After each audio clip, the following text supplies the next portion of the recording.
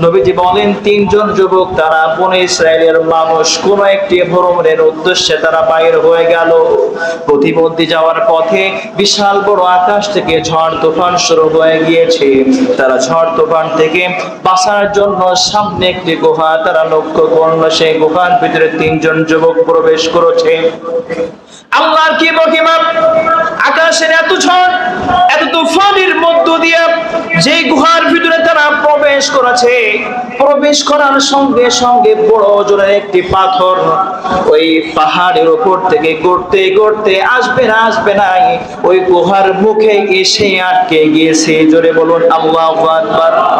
এবার বলেন তিনজন যুবক পাহাড়ি গুহার ভিতরে প্রবেশ করেছে আকাশের ঝড় ঝাপটা তুফান থেকে বাঁচার জন্য, কিন্তু যে গুহার ভিতরে প্রবেশ করেছে গুহার চতুর্দিক থেকে আটা যে পথ দিয়ে প্রবেশ করেছে ওই পথে বড় জোরে একটি পাথর এসে আটকে গিয়েছে।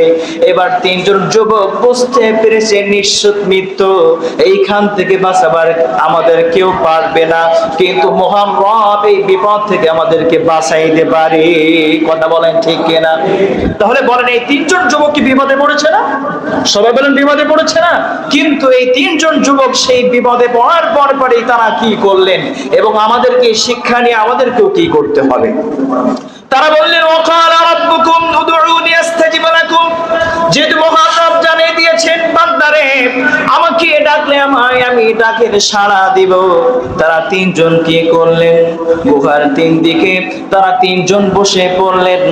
একজন বসে পড়ার পরে তিনি আল্লাহ তাআলার কাছে দোয়া করতেছেন, রব্বুল আলামিন আমার জীবনে অসংখ্য ইবাদত বান্দেগি করেছি, সময় পেয়েছি মনে হয় আমার জীবনে অসংখ্য গুনাহগুলো হয়ে গিয়েছে, কিন্তু মনে হয় যদি কোনো আমল তোমার দরবারে পছন্দনীয় হয় সেই আমলের বিনিময়ে আমাকে তুমি এই বড় বিপদ থেকে আমাদেরকে হেফাজত করে দিয়ে দাও।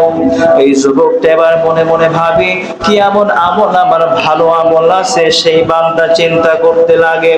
সেই বান্দা বলে ও গরাব তুমি আমাকে নির্দেশ দিয়েছো ইন্নাল্লাহা ইয়ামুরুকুম আন তুআদ্দুল আমানাতি ইলা আহলিহা।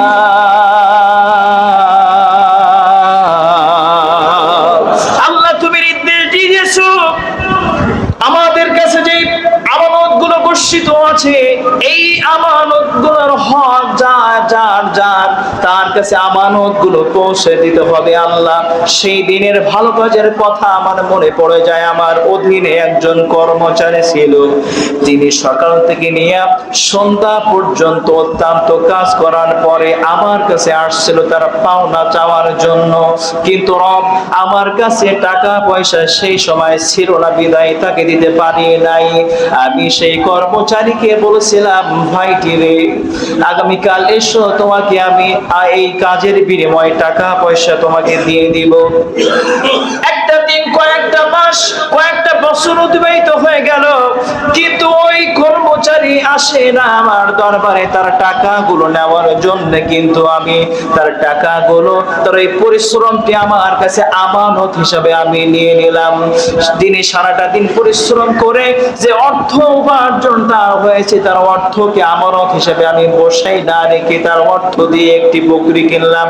সেই বকরি থেকে কয়েকটি বছরের মধ্য দিয়া কয়েকটি বকরি হয়ে গেল এবং অসংখ্য পাল হয়ে গেল। জোরে বলেন সুবহানাল্লাহ। কয়েকটা বছর অতিবাহিত হয়ে যাবার পরে সেই কর্মচারী আমার দরবারে চলে এসে বললেন, মুরিদ রে অমুক বছর অমুক দিন তোমার দরবারে কাজ করেছিলাম, দাও সেই পাওনাগুলো আমাকে বোঝায় দিয়ে দাও। ওগো আকাশের মালিক জমিনের মালিক আমি বিপদে পড়েছি, তুমি আমার মালিক। সেই দিন আমি পারতাম সেই একটা দিনের মজুরি তার হাতে তুলে দিয়ে তাকে বিদায় দিয়ে দিতে, কিন্তু তার মজুরি টাকা দিয়া যে বকরি কিনে যান সেই বকরির মাধ্যম দিয়া যে বকরির পানগুলো হয়ে গিয়েছিল আমানত স্বরূপ আমি সেই বকরির পানগুলো তার হাতে তুলে দিয়েছিলাম। এই দোয়া করতে দেরি আল্লাহ পাক দোয়া কবুল করার সঙ্গে সঙ্গে ওই বড় ওজনের পাথরটা গুহার মুখ থেকে 3 ভাগের 1 ভাগ সরাই দিলেন। জোরে বলেন সুবহানাল্লাহ। আমল করেছেন, মাপ চাইলে আপনাকে আমার ডাকে সাড়া দিবেন কে? সবাই বলেন ডাকে সাড়া দিবে কে? তাহলে ওয়াকালা রাব্বুকুম উদউনি আস্তাজিব লাকুম, বান্দা আমাকে ডাকো, তোমার বিপদে আমি আল্লাহ সাড়া দিব। উনি ওনার ওই বিপদে আল্লাহকে ডেকেছেন, সাহায্য করেছেন কে? বাকি আছে কয়জন? দুইজন, এবং 3 ভাগের 1 ভাগ সরে গিয়েছে, আর বাকি থেকে 2 ভাগ।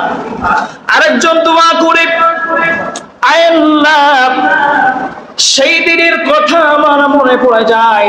আমি ছিলাম যুবক মানুষ, যৌবনের উন্মাদনা, যৌবনের তাড়া আমার শরীরে প্রবাহিত হচ্ছিল। আমি এমন একটা ঘরের ভিতরে প্রবেশ করেছি, আমার চাচাতো বোনকে নিয়ে, আশেপাশে কেউ জানে না। চাচাতো বোনের 2 উড়োর মাঝখানে যখন আমি প্রবেশ করতেছি, জেনার কাজে যখন লিপ্ত হয়ে যাব, আমি লক্ষ্য করে দেখতে পেয়েছি আমার চাচাতো বোনের চোখের কোনা বেয়ে টপ টপ করে পানি পড়ে।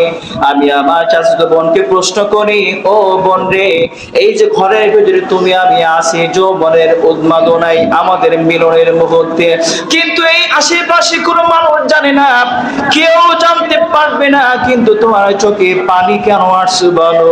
এবার বোনটা বলে, আমার ভাইটি রে, তুমি জানো আশেপাশে কেউ নাই, ঘরের ভিতরে কেউ নাই, কিন্তু তোমার আমার মাঝখানে একজন আছে, তিনি কে? আরো জোরে বলেন, তিনি কে? সেই দিন বলতেছে, রব ওয়ালা তাকরাবুজ জিনা ইন্নাহু কানা ফাহিশাতাও ওয়া সাআ সাবিলা।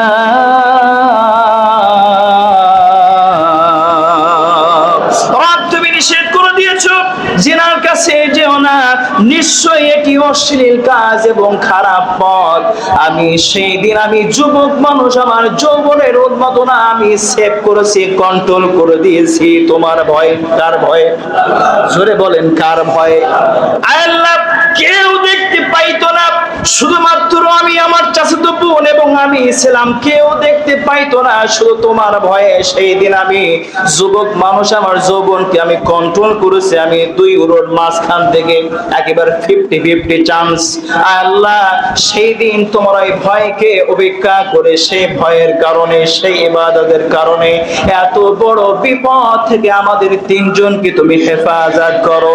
সঙ্গে সঙ্গে বড় ওজনের পাথর 3 ভাগের 2 ভাগ সরে গেল।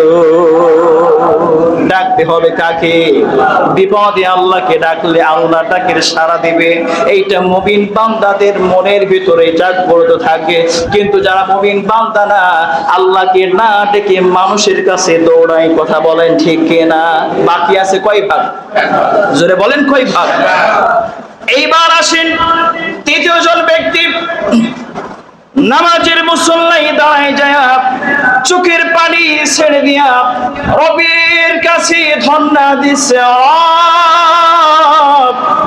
তুমি বলেছো তোমাকে ডাকতে, এত বড় বিপদ থেকে আমাদেরকে কেউ বাঁচাইতে পারবে না, তুমি ছাড়া যেহেতু 2 জনের দোয়া কবুল করেছো, আর একটা দোয়া যদি তুমি কবুল করো, এই বিপদ থেকে আমরা বেঁচে ফিরতে পারবো বাড়িতে। এইবার তিনি দোয়া করতেছেন, আয় আল্লাহ, সেই দিনের কথা, সেই ভালো কাজের কথা আমার মনে পড়ে গেল। সারাটা দিন অক্লান্ত পরিশ্রম করার মাধ্যম দিয়ে রাতের বেলা যখন আমি বাড়িতে আসছি, আসার পরই আমার স্ত্রী গামছা তোয়ালিটা আমার কাছে আগায় দিল, একটি বদনা পানি দিয়ে বলল, প্রাণের স্বামী, আপনি একটু সুন্দরভাবে নিজেকে পরিষ্কার পরিচ্ছন্ন করে ফেলেন, ফ্রেশ হয়ে নিয়ে নেন। ফ্রেশ হওয়ার পরই 1 গ্লাস গরম দুধ আমার স্ত্রী আমার হাতে উঠায় দিয়ে দিল। আমি যখন দুধটা পান করতে যাব, আমার জনম দুকুনি মাহের কথা মনে পড়ে গেল। ছোট্ট মাসুম 2টা বাচ্চা এসে বলে, বাবা একটা ঢোক আমাকে দিও। আর একটা বাচ্চা বলে, বাবা আর একটা ঢোক আমাকে দিও বাবা। আল্লাহ সেই দিন আমি সেই গরম দুধটা না খেয়ে, আমার কলিজার টুকরা 2টা বাচ্চাকে না পান করার পরে গ্লাসটাকে নিয়ে আমার মায়ের ঘরে প্রবেশ করলাম। প্রবেশ করার পরই মা কি ডেকে বলি, মা সঙ্গে সঙ্গে মা ডাকের উত্তর দিয়ে বলে, বাবা বাড়িতে এসেছো নাকি?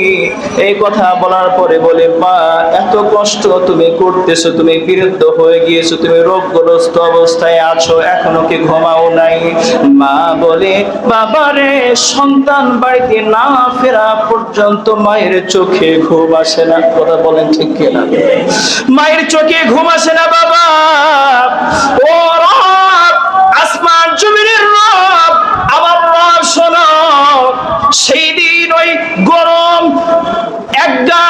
একটা কাপ একটা গ্লাস দুধ গুলো আমি অক্লান্ত পরিশ্রম করার পর অক্লান্ত শরীরে আমি চুমুক না দিয়া আমি আমার মায়ের মাথার নিচে হাতটা দিয়ে আস্তে করে উঁচু করার পরে আমি আমার মাকে সুন্দরভাবে দুধটা পান করাইছিলাম। আমার মা আমার প্রতি অত্যন্ত দারুণ খুশি হয়ে গিয়ে তোমার কাছে দোয়া করছিল, চোখের পানি ফেলাই দিয়েছিল। তুমি বলেছ, وَوَصَّيْنَا الْإِنسَانَ بِوَالِدَيْهِ إِحْسَانًا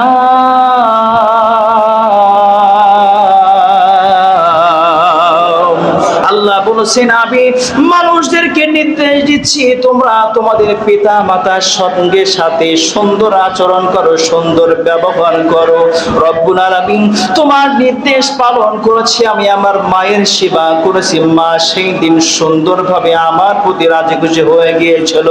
মায়ের ভালোবাসা আমি তোমার কাছে দোয়া করি, রব এই বড় বিপদ থেকে আমাদেরকে হেফাজত করো। দোয়া সঙ্গে সঙ্গে রবের দরবারে কবুল হয়ে গেল। সেই গুহার থেকে, ওই পাহাড়ের গুহার থেকে বড় ওজনের পাথরটা সরে গেল। জোরে